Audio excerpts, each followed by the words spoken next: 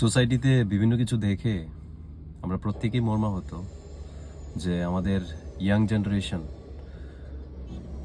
তাদের psychological state, তাদের মানসিক অবস্থা কিভাবে খুব ভালো থাকবে এবং কিভাবে তারা তাদের জীবনের ডিসিশনসগুলো খুব ভেবেচিন্তে নেবে এবং তাদের জন্য আমরা কি করতে পারি, যারা আমরা গার্ডিয়ান, যারা আমরা প্যারেন্ট, আমরা যারা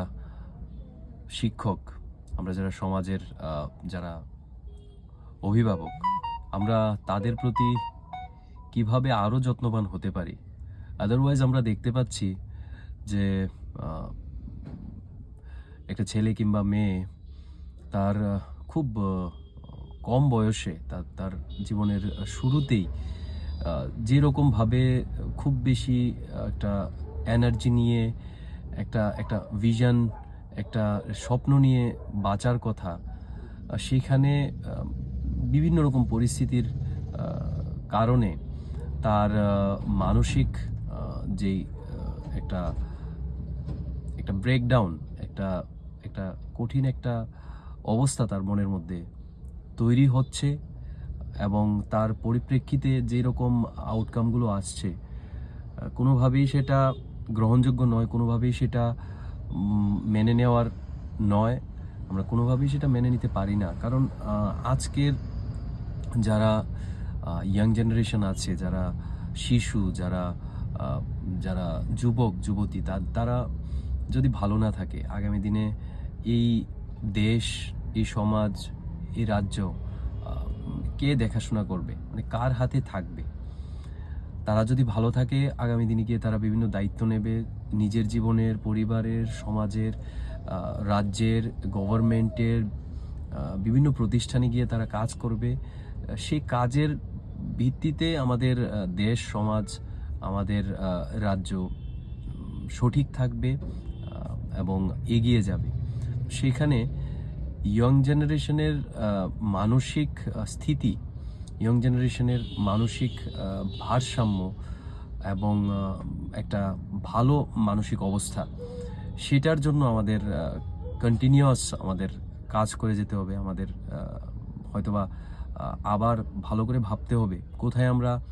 ভুল করছি, কোথায় আমরা মানে একটা ফাঁকা রেখে দিচ্ছি।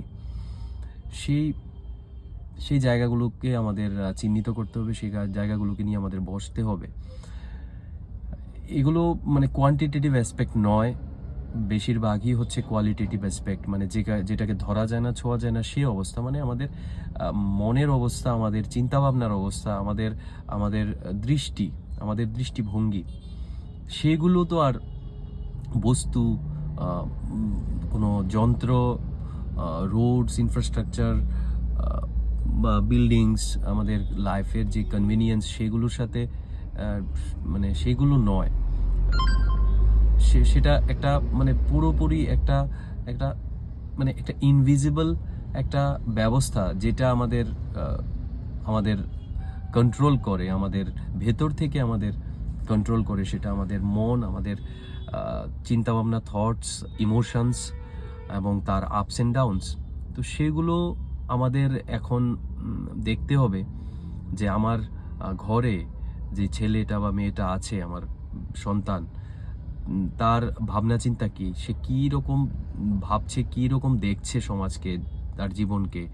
তার পরিবারের মানুষের সাথে তার কী রকমের ভাবনা চিন্তা, সেটাকে ওভারলুক না করা। কোনো রকমের ইঙ্গিত, কোনো রকমের কথাবার্তা যদি এরকম মনে হয় যে তার মনের অবস্থাটা ভালো নয়, সেই অবস্থাতে তাকে কিভাবে আমরা সাপোর্ট করতে পারি, খুব ইম্পর্টেন্ট। বাকি কিছু হবেই, মানে মানসিকভাবে কোনো একটা শিশু বা কোনো একটা যুবক এবং বা কোনো একটা মানুষ যদি ভালো থাকে, সে তার জীবনে ভালো কাজ করবেই। কিন্তু সে যদি মানসিকভাবে যদি ভেঙে যায় বা মানসিকভাবে যদি কোনো যন্ত্রণায় থাকে, মানে তার ভেতরে যদি কোনো কিছু একটা ইনকমপ্লিট বা একটা আনস্পোকেন কিছু থাকে, সেটা সে নিয়ে যদি এগোয়,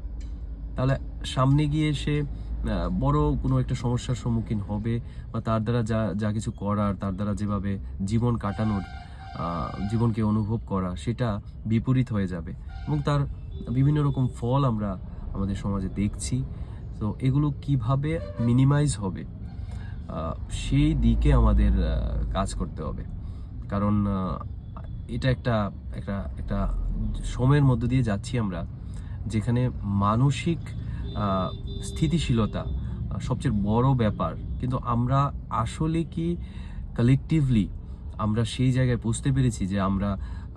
বাকি জিনিসপত্র আর মানে মেশিনস, রোডস, ইনফ্রাস্ট্রাকচার সেগুলোর কথা, সেগুলোর ব্যাপারে বেশি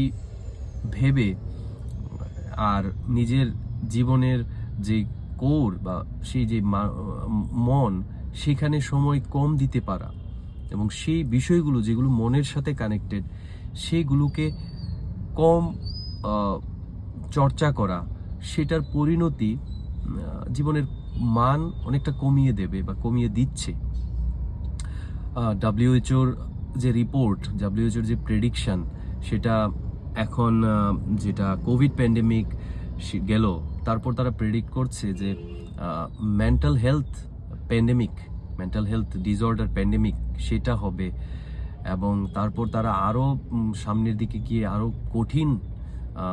অবস্থার প্রেডিকশন করছে। সেগুলোকে আমাদের আজকের জেনারেশন, যেহেতু আমরা সবাই শিক্ষিত, যেহেতু আমরা সবাই খুব বুঝতে পারছি এবং আমরা অনেক ইনফরমেশন, অনেক ডেটা এগুলোকে অ্যানালিসিস করতে পারছি, তো সেই বিষয়ে আমাদের এখন দেখতে হবে যে মানসিক স্থিতিশীলতা এবং মানসিক সুস্থতা, সেটা আমরা সেই ব্যাপারে আমরা কতটা সজাগ, সে ব্যাপারে কি আমরা আসলে সজাগ, সে ব্যাপারে কি আমরা কাজ করছি, আমাদের একটা কথা